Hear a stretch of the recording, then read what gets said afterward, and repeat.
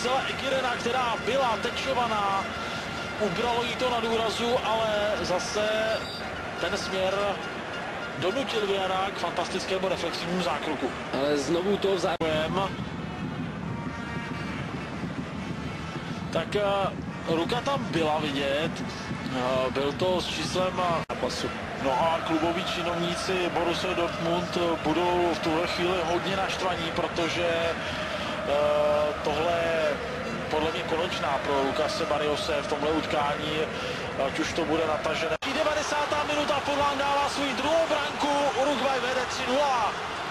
Fantastická, jednoduchá, přímočará, rychlá akce a Oscar Tabarez, teď jsme viděli, jak je už přesčasný tento 64letý rodák z Montevidea, který mimochodem hrál jako obránce a teď se z něj stal velmi úspěšný fotbalový trenér, který dotáhl svůj tým k vítězství letošního Copa America. No a Forlán, ten si to opravdu užívá, je to dneska jednoznačně muž zápasu. Tady se podíváme, jak se zrodil třetí gólový moment, rychlý přechod do útoku, vraceli se tam vlastně dva hráči, nebyl to offside v žádném případě, Suárez, perfektní spletnutí.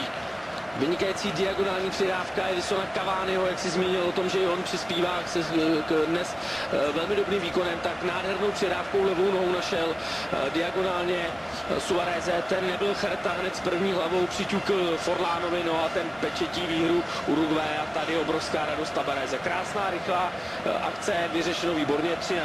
Jedno z překvapení, a těch překvapení bylo na tomhle turnaj opravdu.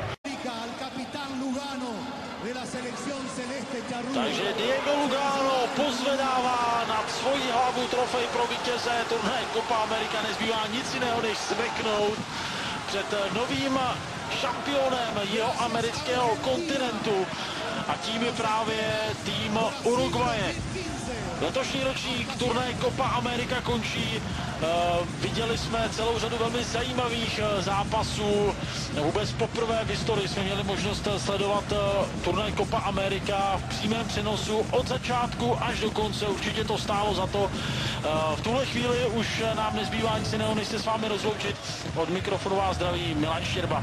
A také Miroslav Jíra, děkujeme za pozornost a někdy zase naslyšenou a naviděnou u sledování dalších zajímavých zápasů na stanici Sport TV.